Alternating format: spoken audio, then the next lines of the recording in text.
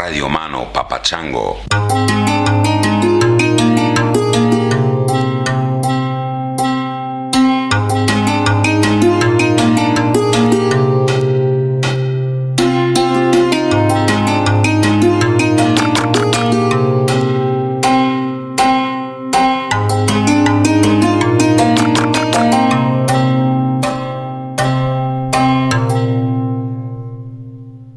What up, ladies and gentlemen? I'm still sitting by this river in Idaho, the Payette River. This is Michael Veneziano. Veneziano, I think is how you pronounce it. This dude is awesome. He reached out to me about, 6 months ago or something. Maybe longer. He listens to the podcast, and he heard me talking about the shit I was planning to do in Colorado, the lifeboat, and it's a lot like Oliver. Similar story. He reached out and he said, "Hey, you don't know me, but I like what you're doing, and I'd like to help. I own a lumber mill in Oakland, California, and I've got a lot of wood. And if you guys could use some wood down there in Colorado, we can talk about getting it on a truck and getting it down there to you." And he's an arborist. He's been working with trees since he was in high school. And he was the head of Parks and Recreation for Berkeley, California for a time. And he had a business that would, if a tree was about to fall on your house or it was obstructing power lines or whatever, this company comes in, takes the tree out, and then he could do whatever he wants with the wood. And a lot of these trees are probably not particularly useful, but they were all just going to a facility that burned them for, power or chipped them for mulch or whatever. And some of the trees are awesome. And why not give them another life as a beam, as a bar, as a table? So check out Ponderosa Millworks. Michael and I realized after having this conversation, we realized we didn't even talk about his business. We talked about all this other stuff, all the other businesses in this amazing space that he works at, O2. Which is this city block in Oakland with all these different, you'll hear us talk about it in the podcast. But anyway, we didn't talk about his business, which is, one of the anchor businesses in this organism that we discuss. And he makes the most amazing, beautiful, if you like wood, if you like trees, if you like to see grain and time and life expressed in this design by nature, check out Ponderosa Millworks. They do awesome stuff. They meaning Michael and whoever he's working with at the time. Anyway, awesome dude. Reached out of nowhere, offered us this wood. We talked on the phone. Turns out he and his wife are just really cool people. So we stopped on our trip in Oakland and got to know them a little bit, not too much, just stayed a night there, hung out with them, had dinner, actually met Michael's mother, which was a real treat. As you can imagine, when you get to know Michael a little bit, you'll see that a guy like that is going to have an interesting mother, and he certainly does. So anyway, that's what's going on. I'm sitting by this river. This is going to come out. I just recorded the intro to the last episode with Kyle Kingsbury. So this one's going to release a couple days later. So it'll probably be Friday or Saturday when this one comes out. But I'm going to go take advantage of some Wi-Fi down the road in Lowman, Utah. I hear there's a burger joint down there with Wi-Fi. So we'll go do a little burgers and podcast uploading. The other day I was looking for something. Somebody was asking me for an episode. I forget what it was, but somebody wrote to me like, hey, what was that episode where you interviewed so-and-so? So I just did a search, tangentially speaking, and I don't remember what the keyword was in addition that I used. Anyway, I clicked on some podcast app. There was like a link to it. I clicked, and there were all these reviews of this podcast that I'd never read. I mean, I don't go looking for reviews. I see the reviews on iTunes sometimes. But I guess each app also has a place to leave reviews. I think this was Podbay, maybe. I don't remember. Anyway, it's always strange to read reviews of oneself,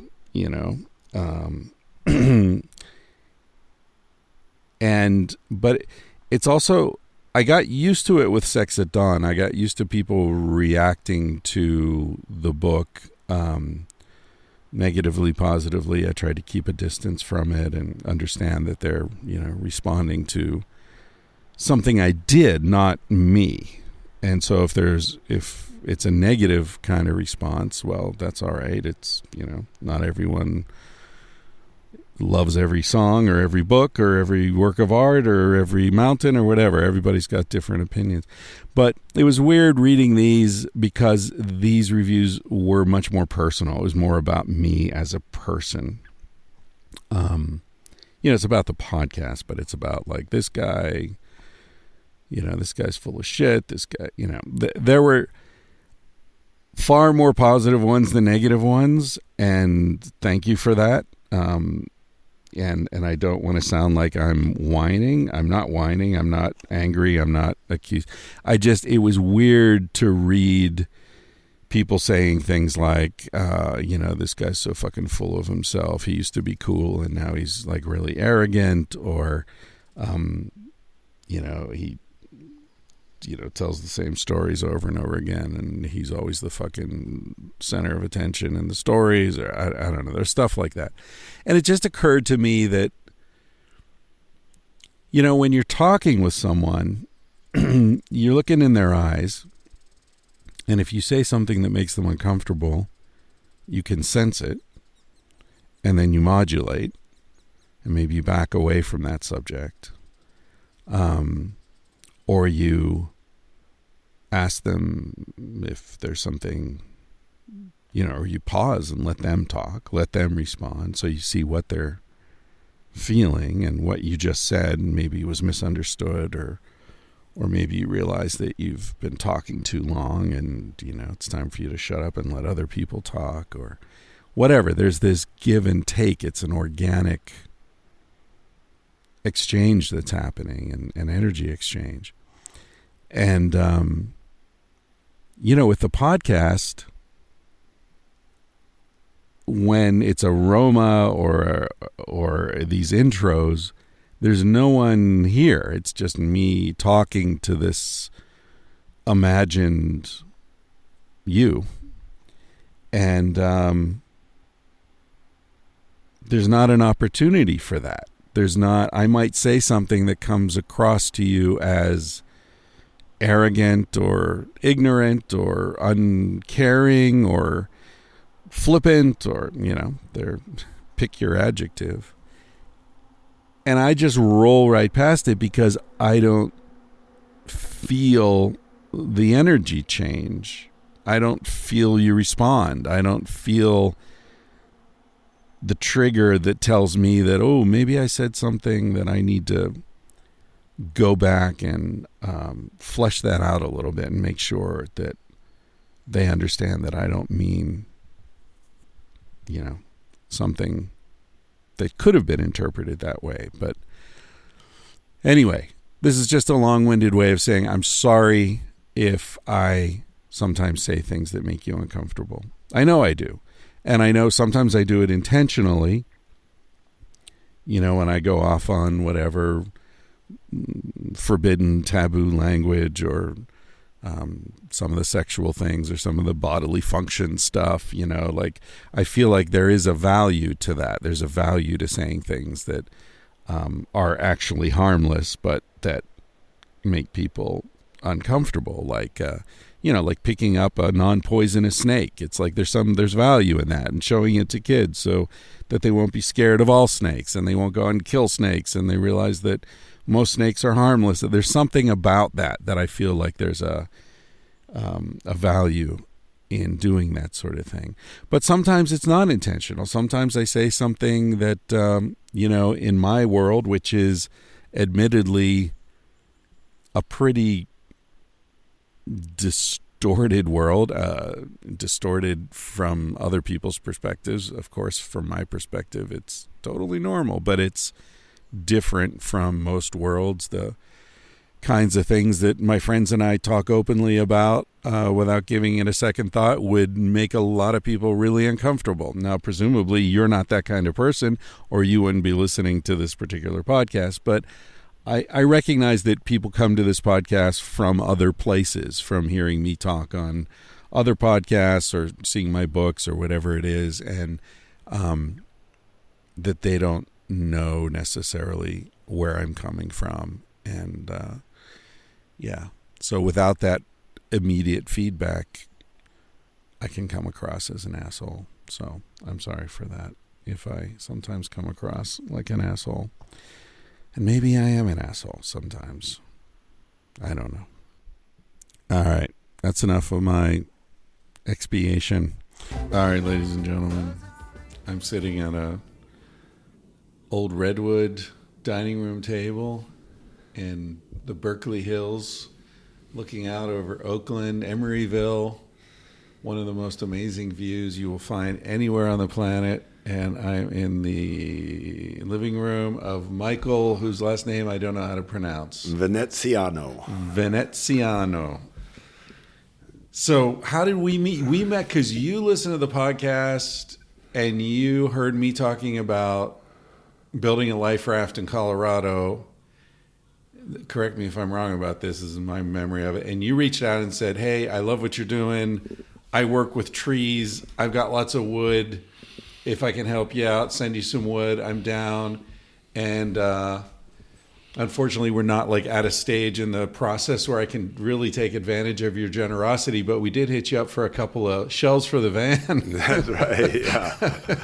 and man, you came through. Before we even met you, we were in your debt because of these beautiful redwood shelves. So anyone who sees us on the road at any of these get-togethers, if you happen to get a van tour, check out Michael's shelves.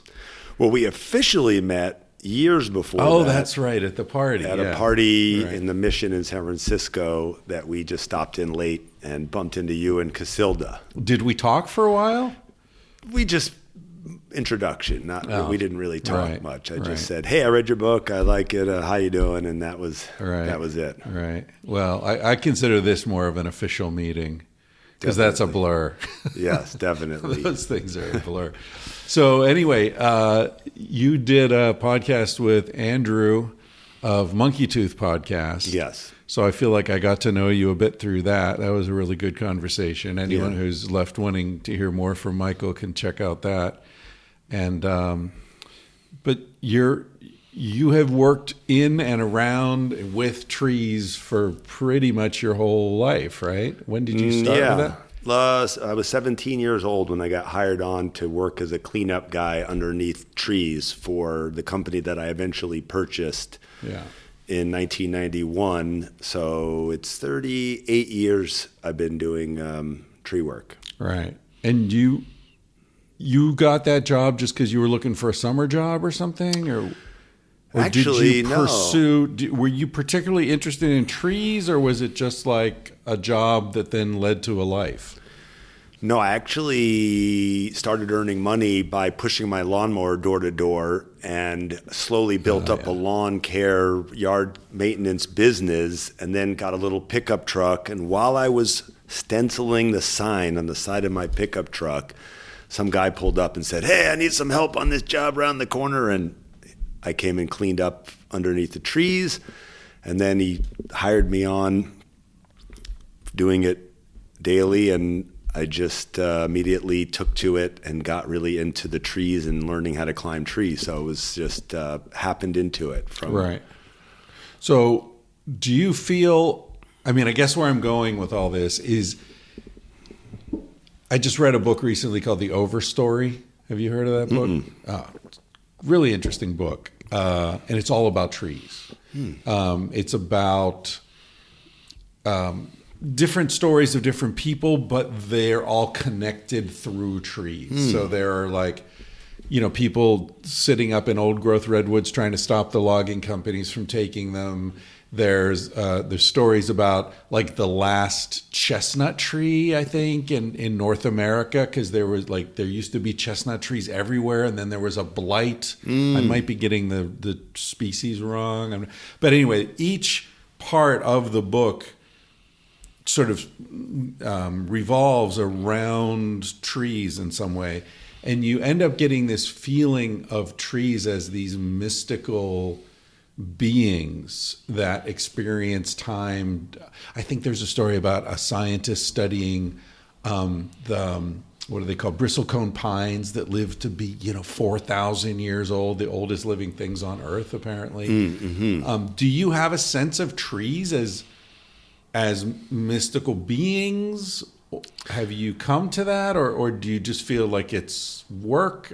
I think I always had that, and I think it's probably hard for people to imagine someone loving and revering trees so much, but also cutting them for a living, earning a living cutting trees, often for their health, but sometimes to remove them because they're damaging a house or they're dangerous or whatever reason. But, I've cut down thousands and thousands of trees in my life, but that doesn't mean I don't love them and feel a deep connection. Maybe you could call it a spiritual connection that I have with the trees. And I feel like we have a good relationship. Yeah. Despite the fact that I'm an arborist and a tree cutter. I don't find that so hard to imagine. I may have a few years ago, but recently, just 2 days ago, I was talking with a guy who's in Santa Cruz who has been hunting his whole life. And he loves animals. And I've got a friend, Justin, in Crestone, who grew up on a ranch, animals everywhere. And I've never seen anyone so kind of sensitive to animals and just has a natural affinity with everything from llamas to whatever animal it is.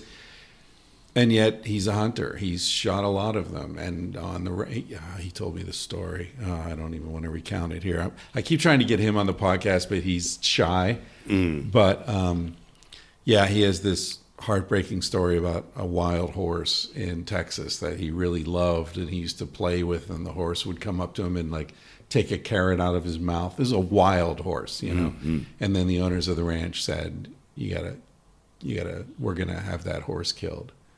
And he's like, no. And he tried to talk him out of it, tried to find somewhere to have it relocated, couldn't find anywhere, and eventually said, let me do it. It was like, I don't know if you ever read Old Yeller. Yes. It's like, this animal has to go down. I'm going to do it with love, even though it's going to break my heart, Yeah. I guess there's an element to that. I mean, I love trees so much. Even just climbing them still fills me with joy, and working with them, because now I'm retired from climbing, but I, as you know, work with the wood, salvaging the logs from urban tree work and drying the wood and making beautiful furniture out of it. So, well, that if you were a tree, isn't that what you'd want to happen to you? Like to become this table, or become a house that people are growing up in and living in. And I was listening to someone the other day. I think he was talking about an instrument.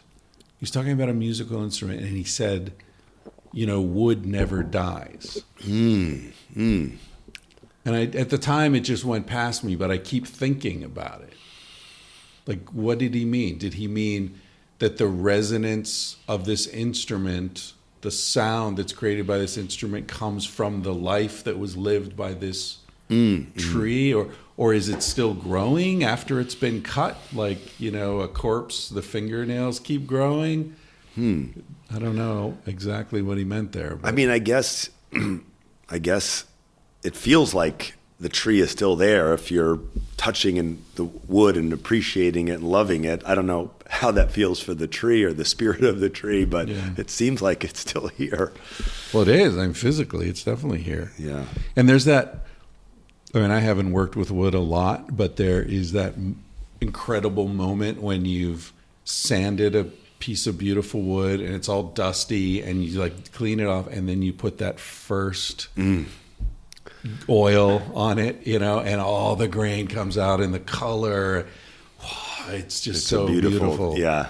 The reveal. Is that what it's called? The reveal? Sure, people call it different things, but until that last stage, you don't know how amazing and beautiful and intricate and detailed all that grain is, and it's a nice experience. And the grain is you can almost read the grain as the history of the tree, as like a tough year and a good year, and a difficult year where you grew a lot. You ever think about what your grain would be like if someone sliced your arm off? How would the years register? Yeah, I never thought about that, but I think they would be tight grain, the hard years. You're a hardwood tree? I think so. If you were a tree, what tree would you be? Well, they talk about this, climbers are either oak men or euc men. The euc men are eucalyptus men that climb giant trees, use big chainsaws and do huge work. And the oak man is the guy that goes up in the tree with his Japanese pruning saw and his snippers and details out I'm the type A, climb the big tree with the big chainsaw guy. So right. I'm a euc man. You're a euc man in terms of your work. Yeah, but as far as if I were a tree. Character, because you said because eucalyptus is a fast-growing tree, right? Yeah. So it's not tight rings. I never thought about. And also, eucalyptus is invasive, and doesn't it kind of fuck up the trees around it? It depletes the soil and sucks up all the water. You don't seem like that kind of guy. No, that's true. If I were a tree, I wouldn't be a eucalyptus tree. I would probably be some kind of copper beech tree or some kind of more decorative.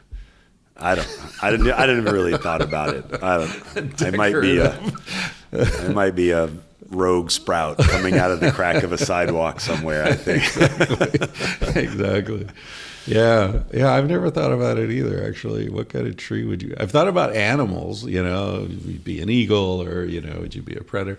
And I mean, you've known this for years, I'm sure, but I just learned recently that aspen trees are all clones. So what you see as a tree is not an individual being. They're all connected by the root system. So a whole grove, the grove is actually the entity, organism. Yeah, the organism. Yeah. Although, from what I've been hearing and reading, that's kind of true of all forests. Even different trees of different species are interacting in ways that we're not aware of. There's this whole thing about how when a tree is suffering, is sick or something, the other trees will divert nutrients to its roots to help it survive, like a cooperative thing across species with trees. I've read that as well, which is amazing because I'm not even sure if the roots themselves are genetically connected, but there's also the fungal network that connects the two. And clearly there's a lot more to it than we can understand about that relationship and that consciousness. Do you feel a sense of grief when you have to take a tree down? I don't. I sort of kind of have an internal conversation with the tree and just say, hey, we're doing this. And I mean, I just get the sense that in this area where I work, before we came here, there were rolling hills with little strips of oaks and bays in the creek areas, but mostly just grass. So this is an urban forest that we've largely planted ourselves. Oh. And whether a tree gets to live its complete life cycle or, 7/8 of his life cycle, I don't really feel any sense of loss over that. But I do still kind of check in with the tree and in some kind of nonverbal way, just work it out. Right. I do that. And a lot of times the tree will whip me in the face a few times while we're doing it to say, remember me, I'm here. Didn't go down without a fight. So when you say you climb trees for a long time, are you climbing up the branches like the way a kid climbs a tree, or you've got ropes and slings and pulleys and all that? Well, I did climb a lot of trees just as a kid for fun. But when I began doing it professionally, I used all the ropes and harnesses for the safety aspect of it. And I, still to this day, when I climb, I use all the ropes and, do it safely. Do you do like rock climbing or anything? I don't, but mostly, I have, but the physical effort of climbing trees takes so much out of me that on my weekends and when I have time off, I don't tend to do the same kind of strenuous activity because it just wears me out for doing what I'm going to do during the week. So Right. I'd rather, do something that uses some different muscles and kayaking or hiking or something like that. Do you have any like kind of height issues? Your fear of heights? No, I don't. I like it higher, it's more exciting for me. I like the danger aspect of it. Yeah. So, is it dangerous? Have you had any like mishaps? I did injure myself. I tore a ligament in my knee, but I've almost killed myself on 2 occasions, just doing questionable things and just getting a little lucky. But I've never had a catastrophic problem, when I was climbing trees. And I did it for so long. It is a dangerous job in the grand scheme of things. It's one of the most dangerous jobs. Tree work and roofing are the highest local trades. Workman's compensation insurance rate is through the roof. And a lot of people get injured doing that work. So I guess I consider myself lucky, especially because I'm an inherent risk taker. I really I'm not careful. I'm a gung-ho, go for it kind of personality. Yeah, but you're alive after doing this for so long, so you must be careful. I mean, are those things? In other words, are those things necessarily? Here, I'm going to put this down so because when we touch this table that we've been talking about, you can hear it through the mics. My uncle's a pilot, and he has this. He says there are 2 kinds of pilots. What is it? Careful and dead. Basically, I think there's a more clever way of saying it. But like, if you're an old pilot, you're careful. Even if you're doing risky things, you're doing them with thought and care. I'm not proud to admit the fact that I have not been very careful throughout my career, and I think it's somewhat lucky that I haven't had any serious problems. There was 2 occasions where I probably should have really hurt myself badly or died. What happened? Well, when you're removing a big tree and you're cutting down the trunk, you can take it in little pieces or you can take big sections. And when I'm taking big sections, I rappel from the top of the tree down 15 or 20 feet. And then I rope in with my flip line, spurs in the side of the tree, make a notch, and fell the rest of the tree. Well, one time I did that, and I forgot to take my high line out of the top of so I was rappelling down from a high point on the tree that I was trying to cut, and literally I was still tied to the piece I was trying to cut. And I was pushing on it, and it wouldn't go over. And I finally took a break, and then I looked up and I realized the reason that it didn't fall over is because I was still tied into it, and my weight was keeping it from falling over. So I just... And if it had fallen... that, you'd be tied to a 2,000-pound log that I was tied to, and who knows what happened. maybe the rope would have broke, maybe the harness would have broke, maybe my flip line would have broke, but I would have been seriously injured from that. And the other time I was just trying to get up a tree for the first time, where you do have to free climb, and the tree was covered with ivy, so I was climbing up the ivy, and the entire sleeve of ivy separated from the tree, and I literally pulled off the tree and was sort of hanging in midair, but the ivy was so strong that it didn't break, so I was able to climb back down the ivy and get back onto the tree. So those were scary moments for me.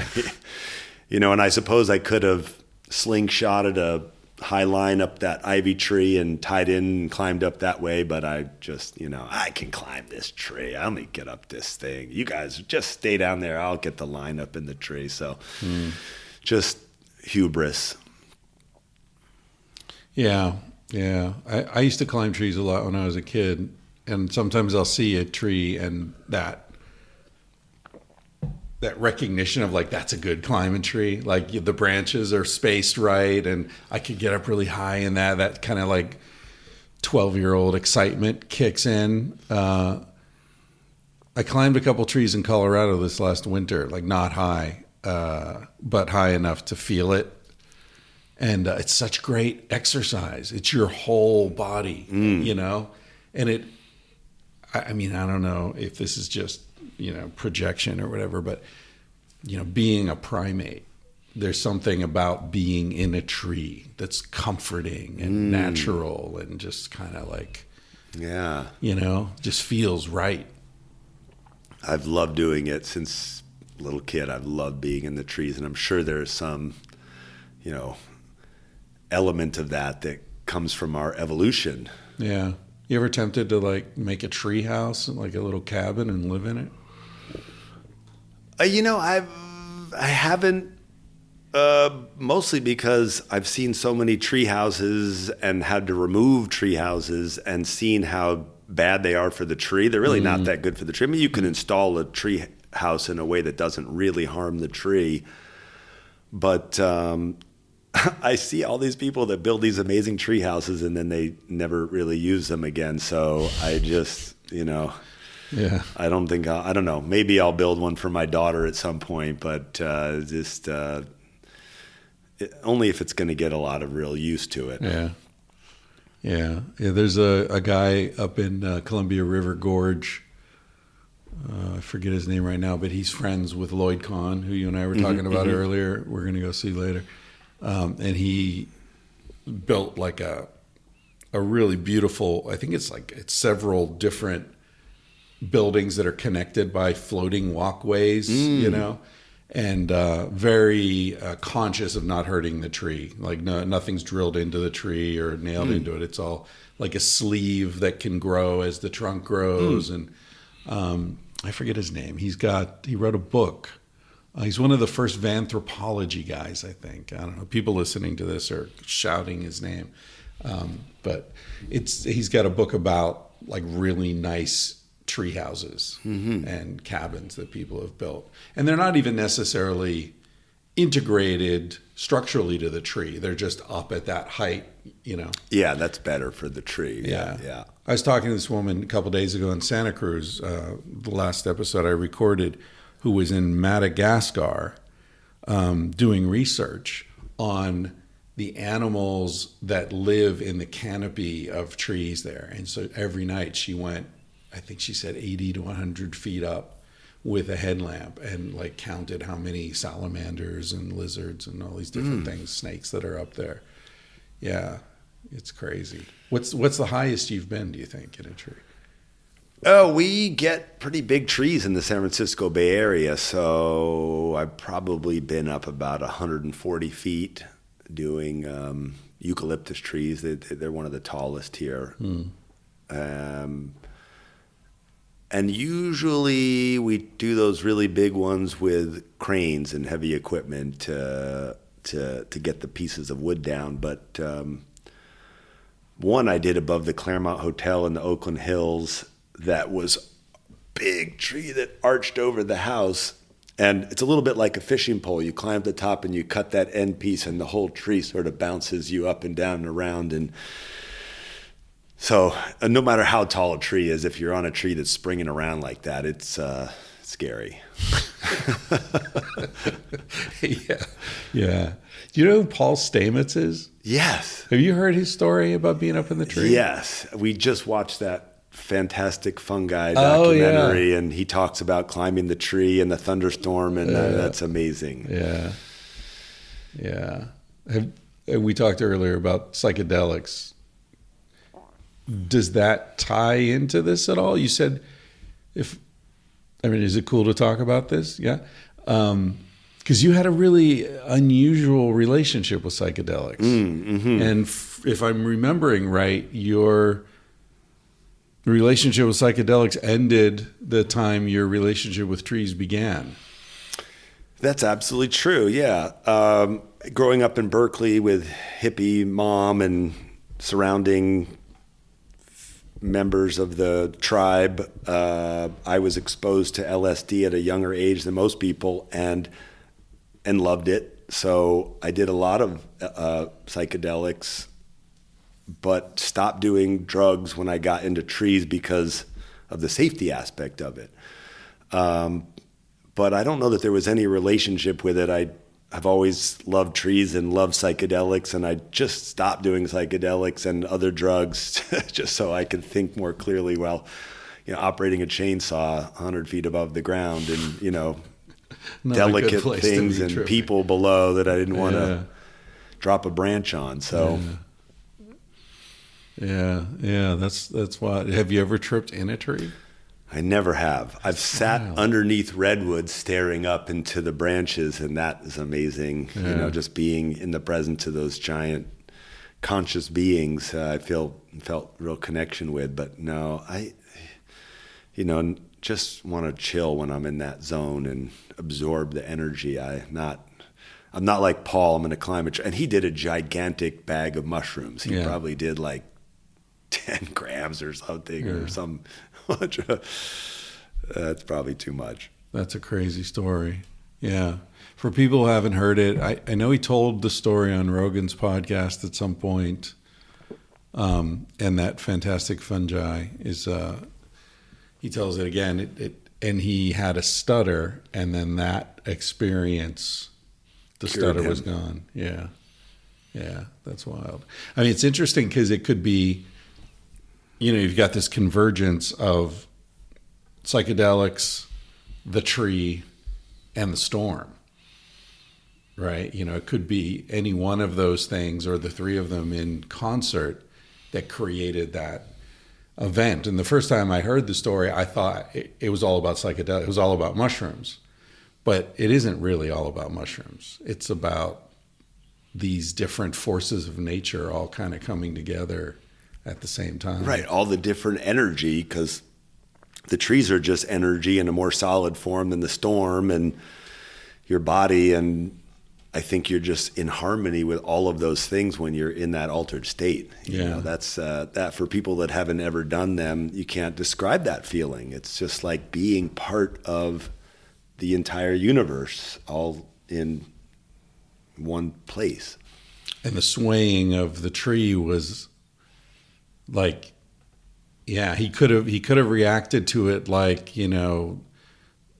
someone, I don't know, like riding an animal, like riding a horse you're afraid of versus riding the horse and moving with the horse in a way that you become part of it, you know? Yeah, it's very useful for that. So you and I mean, we don't know each other well. We've just met in person. But yesterday you were showing me around this place you have down in Oakland. It's a city block with 30 different businesses working in there? 35 makers and artists and food makers and craftspeople all working in the same block and doing our best to share resources and raw materials and equipment and even just physical help. Sometimes somebody's like, hey, you guys want to come help me move this object from here to over here, and we all rally, and so kind of a symbiotic little community of right. people that are working together. Not unlike a forest. right? Not unlike what we were talking about earlier, these different species helping each other, interacting in mutually beneficial ways. I was thinking yesterday, it's like you guys have created an ecosystem, because like you're doing all this woodwork there. So you've got all the wood. Then there's the sake makers over here who, I don't know, were they using wood chips or something as part of their process or some other? Mostly just beams for their press and like art on the walls and cutting boards to display their products. But yeah, I mean, it's an intentional community. And when people want to rent space, we sort of pick and choose based on who would fit in well with that group and who would add a different element to it, so we can have a diverse, reflect a diverse group of people. So it's, in other words, right now we probably got 6 or 7 woodworkers. If someone wanted to rent some more space, we wouldn't rent to another woodworker. We might rent to someone doing glass blowing or someone doing some other type of craft. But it's generally centered around people making things. And there's an element of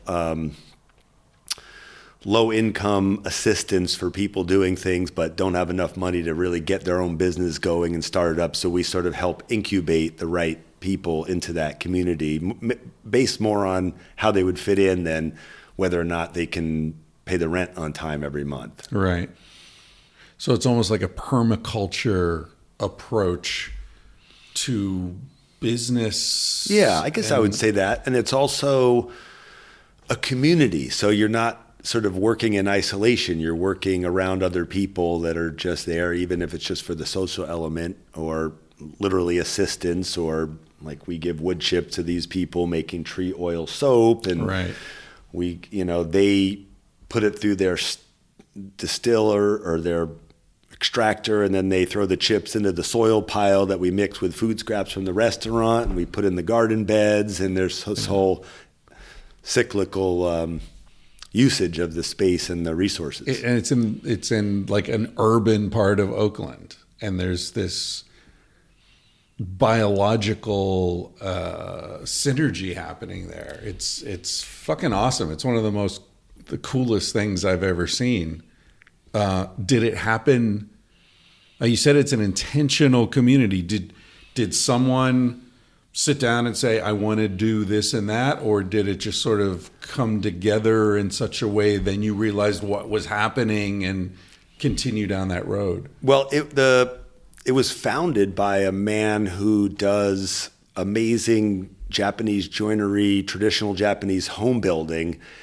And his concern was never money. His concern was actually putting together a group of the right people. So it was very deliberate and intentional. And for his partners that invested in the property, they probably would have just wanted high-paying tenants, but he just wanted the right people. And in fact, I used to just cut trees and bring the logs over that he would use for his construction projects.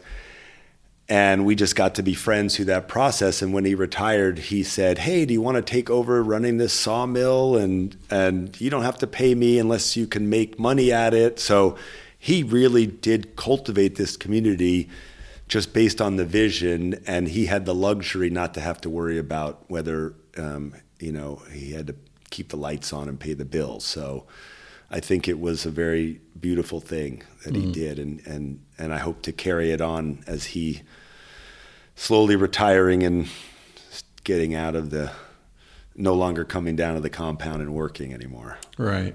And as he withdraws from it, is that going to change the financial pressure on everybody? Well, his partners actually want to get out too, and they want to sell, and they want to get their investment out. So the new owner coming in will probably want to add a little more intention to the revenue.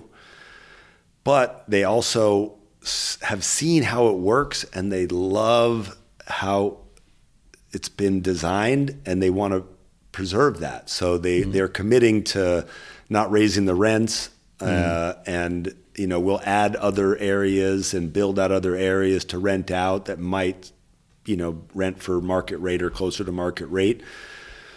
So clearly the person taking over, we'll have to make some return on the investment, but I really think we can do it without sacrificing that special quality that that only doing it, without there being a sole profit motive can afford.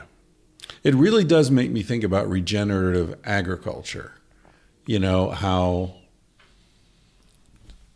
like it's not monocrop, right? Like a normal city block is either one monocrop, it's like one factory, one, warehouse, whatever, or it's a few that aren't integrated. They're not working off each other, taking advantage of the proximity to one another. They're just totally separate, properties.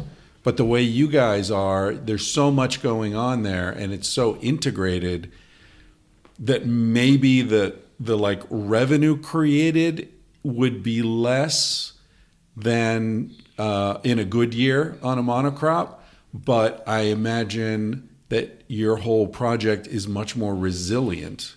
So when there's an economic shock, when the credit or interest rates go up, or things that would affect those monocrop businesses could wipe them out, like a blight or something, to keep with the metaphor, you guys are going to be all right because you have so many different things happening. Someone's always going to be in a good year and someone else is in a bad year, or different stages of the development of the business. You're not making much money because you're just starting out, whereas this other place is an established business with established clientele. It just feels like it's much more resilient and balanced. Well, that's true, but it's also in an area of West Oakland that's gentrifying very quickly and property values are raising very quickly, so there'll always be renters. So the business itself won't ever have a problem meeting its financial obligations. But the resilient part of it, I think, comes from the community aspect. For instance, one of our gardeners that just tends the day-to-day aquaponic crops and the garden beds had left her car on the street and it got hit and run, and she didn't have much money, but all of the people in the collective just chipped in and helped her get her car fixed. And so, working in that close proximity, you get to be friends with people, and the community ends up being more resilient as a whole than everybody having their individual, focus. Right. Do you ever think like this is a model for the post-capitalist or post-COVID or post-apocalyptic? There's something about it that just feels like it's in the future somehow. I mean, it's almost like a modern commercial version of how we used to live in hunter-gatherer tribes. I mean, Instead of just living and surviving and just getting enough food to eat, these are a whole bunch of businesses that are surviving better because of their unique relationship with one another, and we promote each other's businesses, and the energy that's created by all of them in that same spot brings a lot of energy and new customers that are there for one thing, but they see this other guy sewing tent equipment over here, and this guy over here is, making, some kind of objects out of metal. And there's just, there's a synergy in that space being, so populated with interesting things that it just brings more energy to it. And it must be nicer to go to work, because you're not just going in your little thing and doing your little thing. You're like, whoa, what's happening with the sake today? So let's shout out, if you don't mind, like some of the people who are working there. Let's spread the word. So I know there's amazing soaps that... Juniper Ridge, which is actually a huge company. They sell their products in Whole Foods and a bunch of other places. They make amazing soaps and lotions and incense and perfumes. And they come to our job site with their brush chipper, and they grind up the pine and the fir and the cypress, and they distill out the oils to make these products. So you can vouch for the fact that this is no bullshit. This is actually made from the trees that you guys have cut down and processed. Absolutely. You see it on the ground level happening. And it's a perfect example of the symbiosis between businesses, because then after the oils have been extracted from the chips, they get into the compost pile, they get mixed up and blended with the biochar. I never showed you when we were down there. There's a whole biochar and organic fertilizer area where we're blending all kinds of liquids and fermenting and making live fertilizer. So these all sort of tie in together, because then we're putting those in the garden beds and growing the food, and people are buying the food, and it's being put on the pizza because there's amazing, June's pizza oven down there, and everybody's coming for lunch. So, are you supplying the wood for the pizza oven? I'm not. They use a very special oak for that, okay. Not supplying. But you got the aquaponics happening, which itself is like a microcosm of what you're doing with the whole city block, right? Like the fish shit goes into the water, which feeds the plants, and the plants feed the other. It's like it's all a cycle within this much larger cycle. So you've got, what's the sake company? That's Den Sake, which is now like a awesome, renowned, amazing sake. Everybody that comes and tastes it loves it, and they're getting write-ups in all the trade magazines for their. And they don't use the natural resources that are on site, but we help one another. And my business is right next door to theirs, so whenever the truck comes to unload their rice, I lend them my forklift, and and they bring me some sake, and we have a great symbiosis there. Yeah.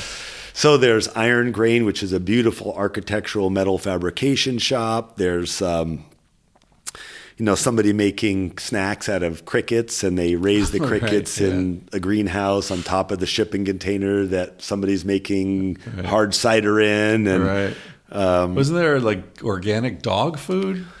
We're developing an organic pet feed process where we use food scraps and black soldier fly larvae to break down the food and mix in with creates a protein for the pet feed. And so this is food scraps coming from the restaurant? The restaurant, that's right. Now, this is all on one city block, people. This is right. all like an organism. But there are other businesses nearby, like Hodo Soy is just down the street, so they bring some of their spent soy shell casings or whatever, and the brewer down the street brings hops over, and we're not really soil experts. It's just anytime somebody has something organic, we throw it in the pile and stir it up with the scoop, and mix it with some of this, some of that, and eventually grind it up and sift it and put it in the bed, and it seems to work fine. So, well, and they're like gardens. You're growing vegetables, and that's right. Were there fruit trees? I don't remember.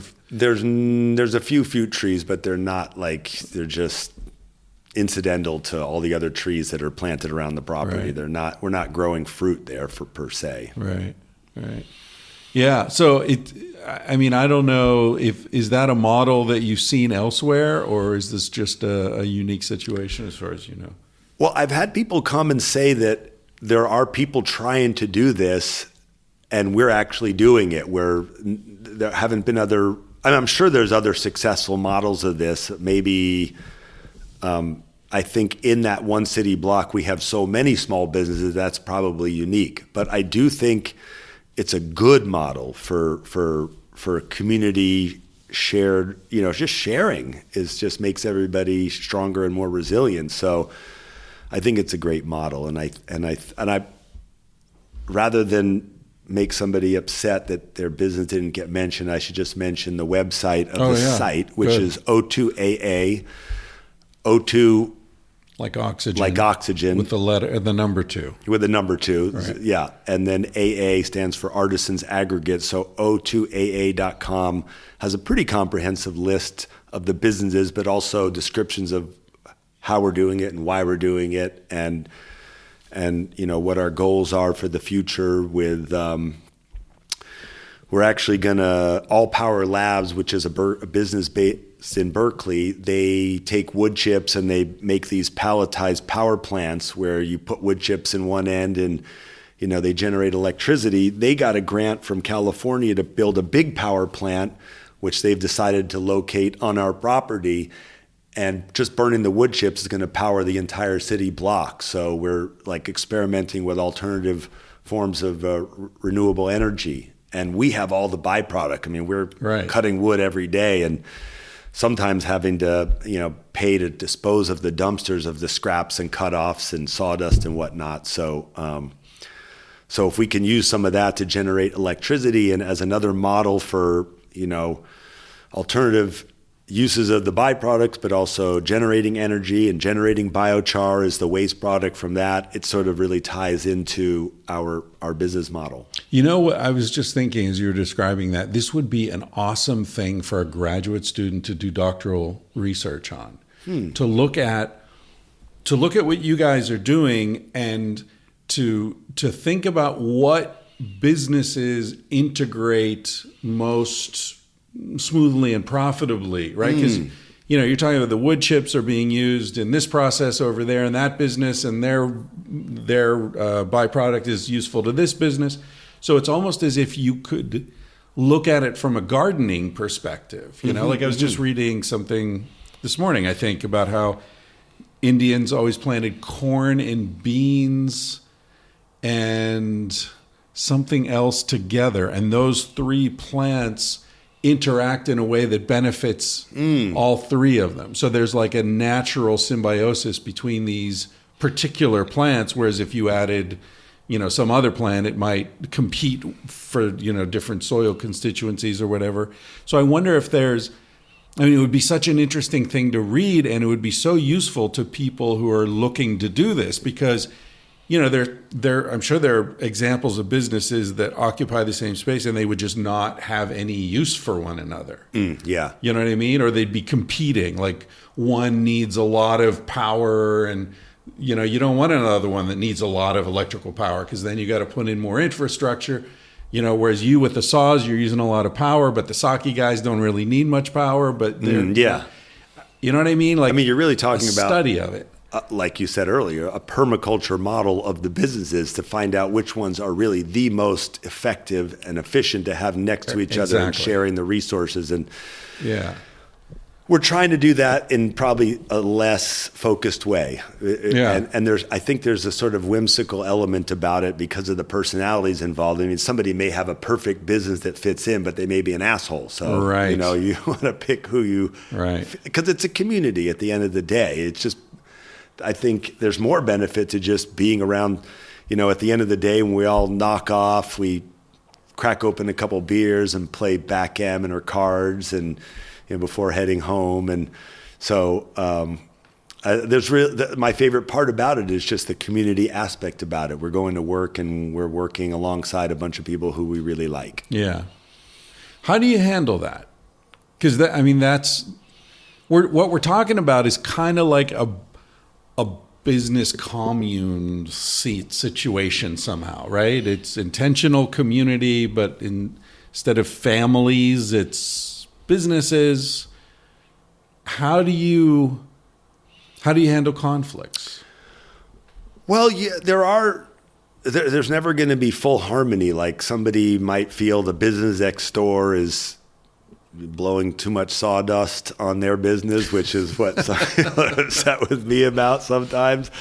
But we work through it. And I think the people that don't really gravitate towards that style of connection eventually just move on and somebody else takes over their space that's more in line with that. But, we don't have any mechanism for giving someone the boot that we really don't feel ended up meshing with our community. We just keep going and hope that they integrate or somebody else takes over the space that if they're not that happy in that area anymore. And that happens. So we generally end up with most of the people that we want. And of course, there's a few people that just aren't really going to buy into that kumbaya. So do you find because the thing you always read, Steven Pinker and Richard Dawkins and all this, the, what do they call it? The selfish infiltrator, that you can't have a community based upon cooperation and generosity, because some selfish person will always come along and take advantage of that to their benefit and thereby destroy the whole system. Do you find that happens, or are there just sort of natural mechanisms by which people, you said those sorts of people generally end up moving on? You don't need to ask them to leave. They just kind of feel like this isn't their scene. I feel like there's enough people that really love this concept of sharing, that when somebody comes along and is really in it from themselves, they're sort of almost, I don't want to say ostracized, but maybe they're sort of self-separated from the community, and the community, it's almost self-selecting in that way. I think somebody comes along and it's not on the right vibe, then everybody recognizes that and doesn't work towards, helping them out if they really need it. They just say, if you're not part of this group, you're not part of the group. That's, It's like an immune response. Yeah, maybe a little bit like that. I mean, there's no actual mechanism for getting them out because we're not kicking people out if they don't quite buy into our vision. But people that aren't really buying into the vision tend to move on. People just move on anyway. But, people that we've had such long-time tenants there, when people get in there, most of the time they just want to stay because it's a really fun place to work. Yeah. And we have all this great food right on site, like a little food court where you can get, lunches and sandwiches and pizza and Japanese food. We have a restaurant. And the fucking basil for the pizza is growing in the pizzeria, like right next to the table you're sitting at. Which is so cool. It's so cool. Pick the basil and put it on the pizza and hand the guy the plate. It's a really nice thing. Yeah. Oh, it's awesome, dude. You said something last night that, I don't know if this will open up a whole other world of conversation or if this just sort of fits right into what you're saying. But last night we were talking about some other stuff and you said something like, I'm in love with the love. Yeah. I thought about that after we went to bed. It's like, that really sums up a lot of your life. I thrive on the helping people and people helping. I don't ask for a lot of help, but I'm in a position to help a lot of people, and I love being generous, and I really thrive on that, feeling that we're doing this together. And I call it love. I just, try to approach it that way. And I feel like that comes across. And so that opens doors, even though I'm not doing it to open doors, wow, this person connected me with that person. And this opportunity came because we were just caring about one another. Yeah. So that's a model for everybody in any aspect of their life, I think, that just works out. Just lead with love. Yeah, I agree. I think you can't imagine the doors that open when you orient yourself toward helping other people rather than getting what you think you need. It's enigmatic in the sense that when your focus moves from yourself, suddenly you're richer than you ever would have been if you were focused on getting more for yourself. It's a weird... Yeah, it's not like, hey, if I behave this way, other good stuff will happen to me. It's just, this is how I like behaving, and wow, the byproduct of that is other amazing people come into your life. And because they recognize you as one of them. You're like us. Let us help you out because you're one of us. There's almost like a tribal recognition. I agree with that 100%. Yeah. And we were talking about Burning Man. You milled all the wood. Coincidentally, you guys milled all the wood for the temple the only year I went to Burning Man. That's right. The 2017 temple, we milled all the lumber for that. And then we helped with the build when it was in Oakland, but we flew out to the playa that year, which is something we never do, and it was just so hot that we were just there for a few days. We saw the temple burn and we got out, but we did have a marriage ceremony in front of the temple that year, which was our pre-marriage to our actual legal marriage. Oh, really? Yeah, I'll show you the pictures. I didn't mention that, but we have. Yeah, the temple. Did you know you were milling wood for the temple, or was it absolutely just, you knew? Yeah.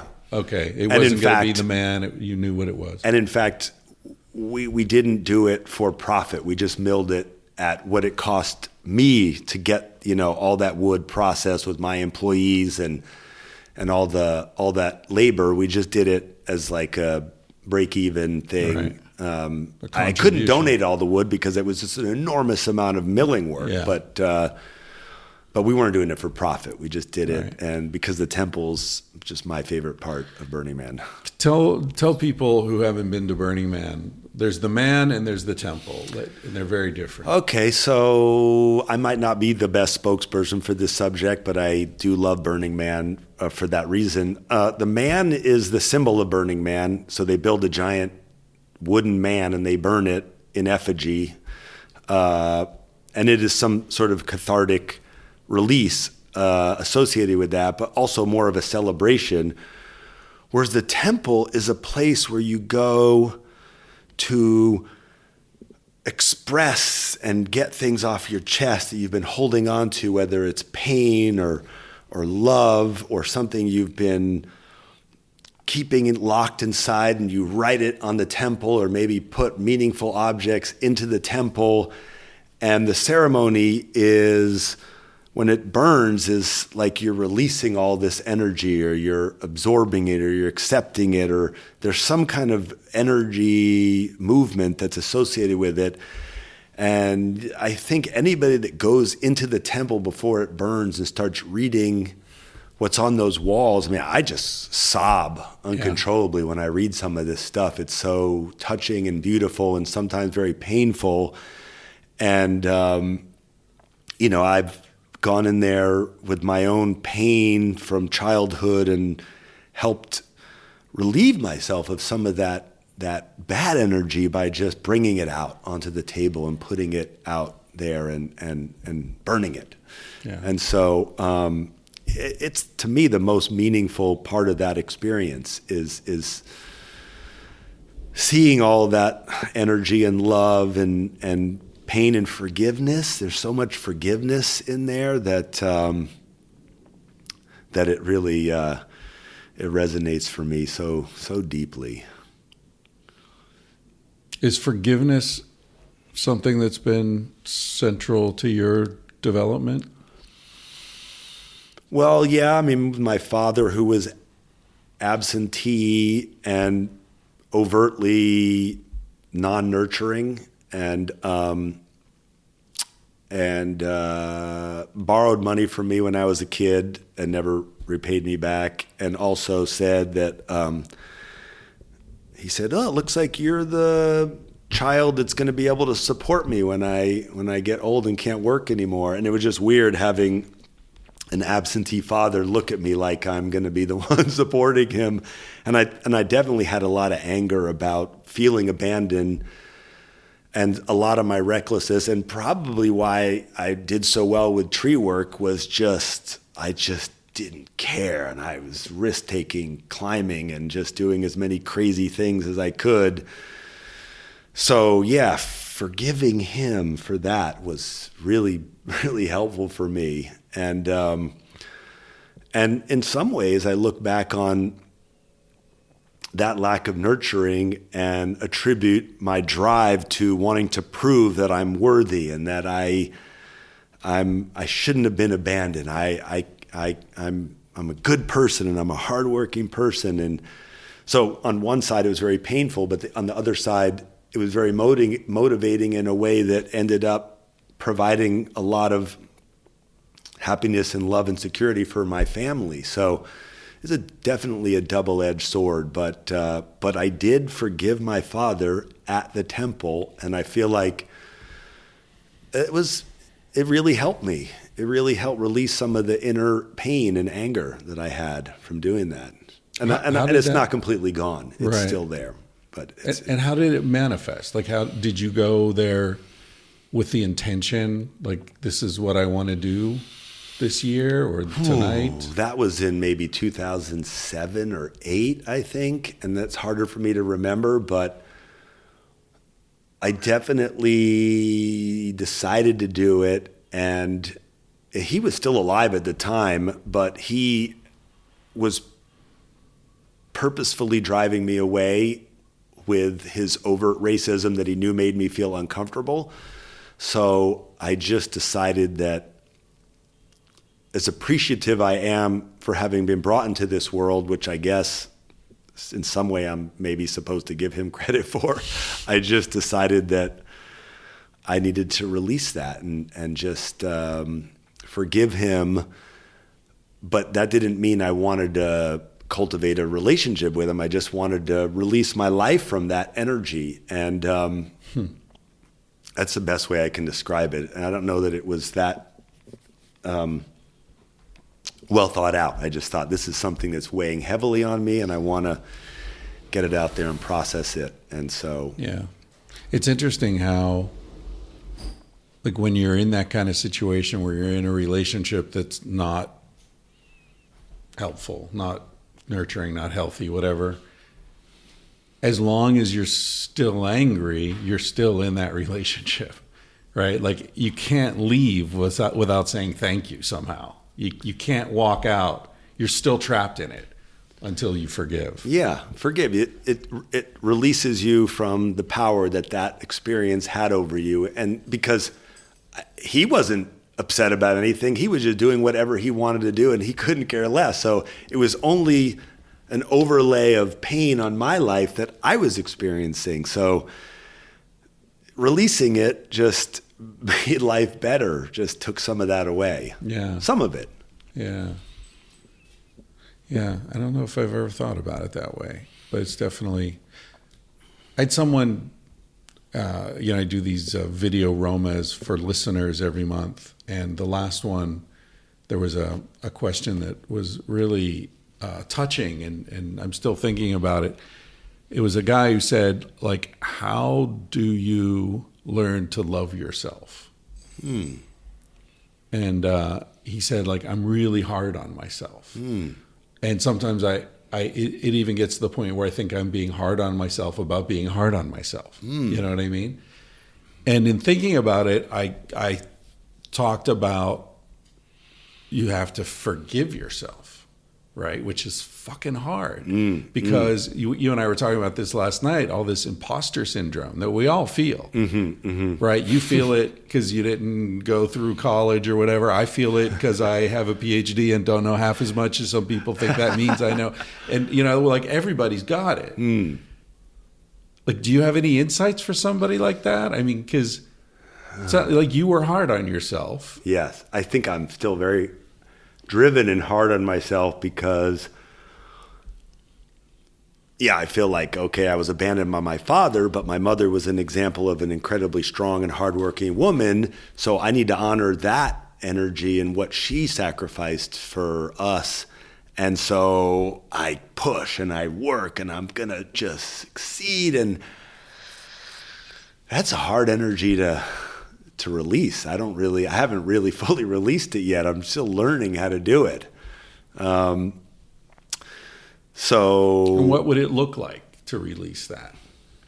Probably just not feeling like by taking the day off and relaxing that I'm neglecting something that I could be doing, and really spending even more quality time. I'm finally at the point in my life when I can spend quality time with my family, but I am still very driven, so I'm trying to balance those two things, and I'm trying to, like, say to myself, you probably have enough now that you don't need to keep forcing it.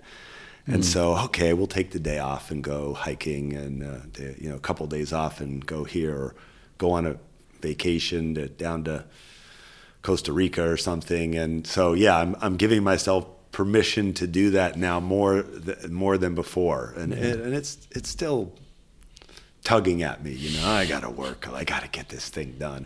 And my wife is so good about it. She's like, no, you did everything, you're good, you can just be here. We're sitting and watching TV or something, and the light starts to flicker, and she's like, you don't have to fix that right now. I gotta fix that light. I know where the extra dimmer is. It's in the garage. The screwdriver's in the pantry. I can do that in a commercial break. I can fix that. Calm down. It's okay. We can wait. Well, at a certain point, I don't know if this is even helpful or just spinning around in the same circle, but there must be a recognition of, like, I'm actually of more service to her by being calm than I am by jumping up and fixing that light. Like this, because it makes her nervous to have me jumping around all the time. And that's probably a good measure of how to live is, the harmony and the family relationship instead of my obsessive compulsive need to fix things or work more or get more done.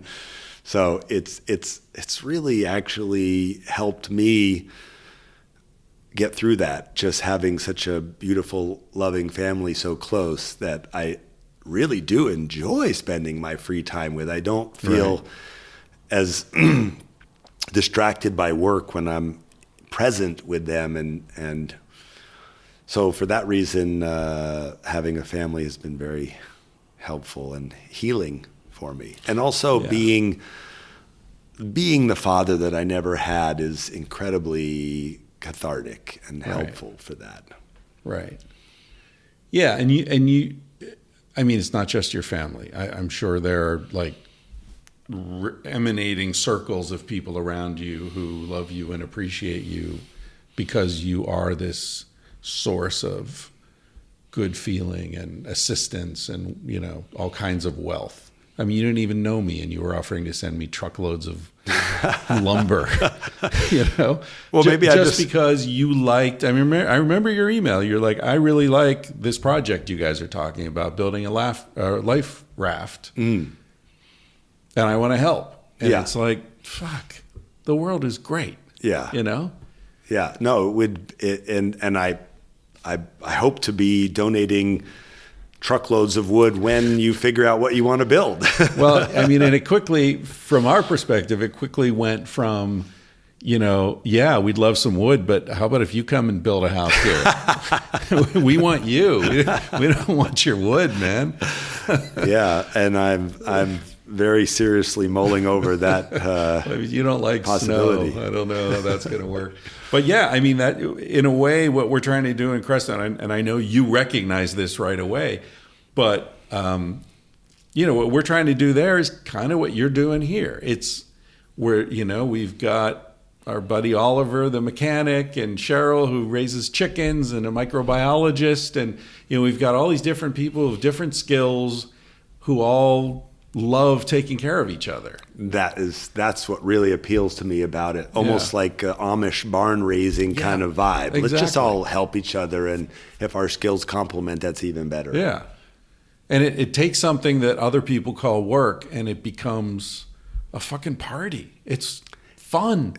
What else would you rather do? You would go to a barn raising even if you had nothing to do with the barn, because we're all eating and drinking and working together, and that is a lot of fun. Yeah, and you watch something amazing happen. Yeah. You know, like, holy shit, like, look at that. Yesterday there wasn't a barn. Today there's a barn. Wow. I mean, it's one of the things I actually do love about Burning Man is that for the 3 or 4 months before, when you're building an art project or an art car or something, you're doing it with all your friends, and you're getting together, and you're dancing to music and welding and grinding and hammering and cutting your finger and burning your elbow, and like, but it's all amazing. These are the experiences that, you know, enrich your life, and it's not work. It's what you're doing for fun. Yeah. That's that part of it. And then of course you get out there and, you know, there's a week of complete debauchery if that's what you're into, or meditative bliss if that's what you're into. But I feel like the journey is so much a part of the entire experience, or maybe even more of that, because it takes up, you know, more time, and you're spending more of your time doing it, and it's all fun. Yeah. It's all enjoyable time spent with friends. Well, listen, your wife just came home, and I feel like I'm stealing you from your beautiful family here, borrowing you for a minute, so I'm going to let you go. But No I feel problem. I feel like you're you probably don't think of yourself this way, but I think you're a teacher. And teaching some very valuable things.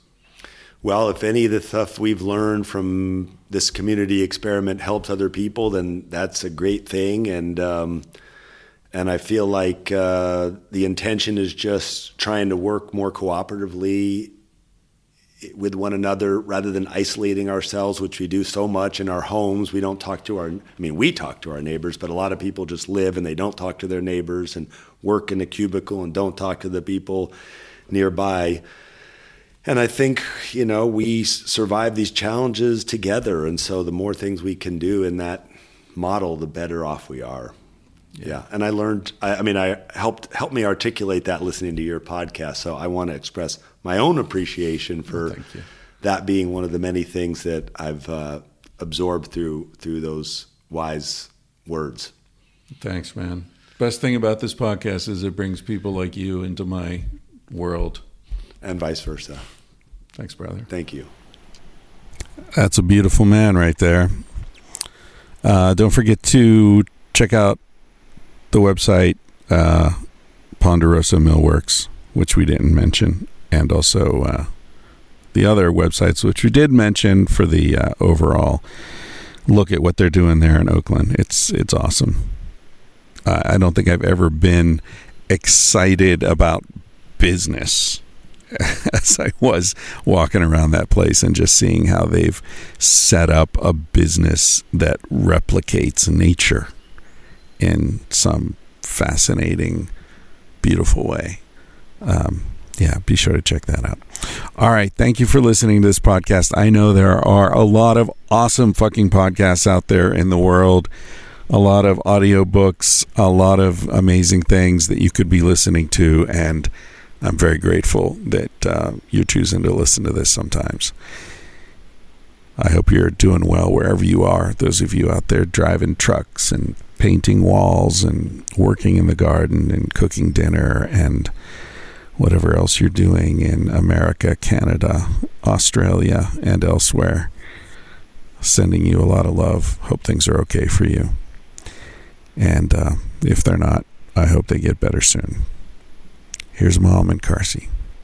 Okay, Mom, tell people what they can order from the garage. Okay, in our cottage garage, we have lots and lots of T-shirts. Sex at Dawn, Civilized to Death, Vanthropology, Tangentially Speaking, Paleo Modern, and Talking Out of My Ass.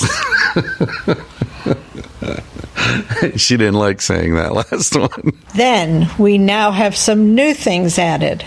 We've got beer cozies or koozies or whatever they're called. Oh, Civilized to Death design. They're all civilized That's right. to death. We have stickers and car decals, right? Yes. Okay, there you have it. That's Julie, my mom.